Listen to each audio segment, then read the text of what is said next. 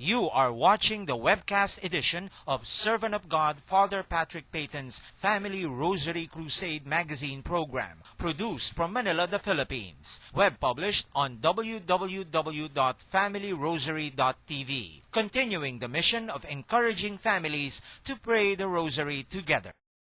This is the Family Rosary Crusade, continuing the mission of Father Peyton of bringing God to man and man to God.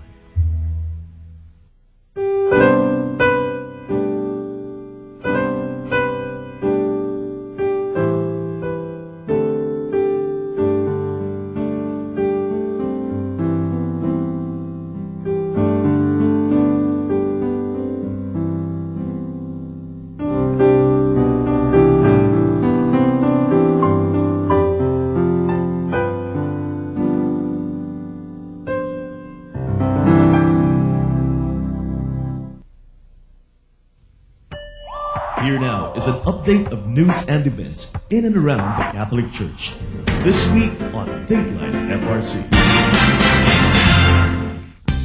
Hi, my name is Claudine Zialcita, and this is the news on Dateline FRC of the Servant of God, Father Patrick Peyton's Family Rosary Crusade.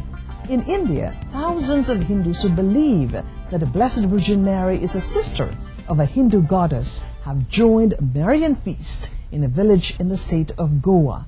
The feast is not limited to Catholics alone, said Irwin Fonseca, a journalist and parishioner of the Church of St. Jerome in Mapusa, where the Feast of Our Lady of Miracles was celebrated recently. The number of Hindus who come to the event has led to the celebration being extended for 2 more days every year, Fonseca added. During those days, Hindus pay their respects to the Blessed Mother and pour oil over her statue. The image of Our Lady of Miracles is placed on a metal wire mesh so that oil poured over it collects in a vessel underneath. Father Feroz Fernandez, editor of a church publication, said that such interreligious interaction has helped maintain Hindu-Catholic unity. In Sri Lanka, clergy and lay people have vowed to continue the work of Father Mariam Pillai Xavier Karunaratnam, a Jaffna diocesan priest who worked to bridge the gap between Tamils and Sinhalese. The 57-year-old clergyman, known as Father Kelly, died in a landmine blast as he was returning from celebrating Mass just over a year ago. The priest worked in a remote village in the north of the country, the stronghold of the Tamil minority.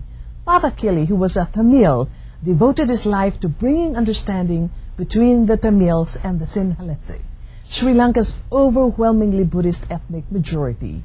He had been a teacher and a bank officer before becoming a priest. His vehicle was hit by a roadside bomb inside a territory controlled by the Liberation Tigers of Tamil Eelam, although doubts remain as to who was responsible. At a recent memorial service marking the anniversary of Father Kelly's death, Catholic peace workers declared the priest's death would not be in vain. The participants, including priests, religious and civic activists, renewed their resolve to help bring peace through talks and fostering mutual understanding. And finally, in the Vatican, President Alvaro Uribe of Colombia has met with Pope Benedict XVI recently and discussed the situation in the South American country, including the problem of drug trafficking. According to the Holy See's press office, the two discussed the current international and regional situation before focusing on Colombia. In particular, the talks centered on the fight against drug trafficking, social policies aimed at improving the living conditions of the many people living in poverty, and on the efforts of the local church and the Colombian government to achieve lasting peace in the country. The Pope gave the President a white box with a commemorative gold medal, while Uribe gave the Pope a set of white gold cufflinks. At the end of the meeting with the Holy Father, President Uribe met with Archbishop Dominic Mamberti, the Secretary for Relations with States. And so goes Dateline FRC this week, brought to you in cooperation with EWTN.com, the national press, and various news sources here and abroad. For Family Rosary Crusade of the Servant of God, Father Patrick Peyton, I'm Claudine Zialcita, reminding you that the family that prays together stays together, and a world at prayer is a world at peace.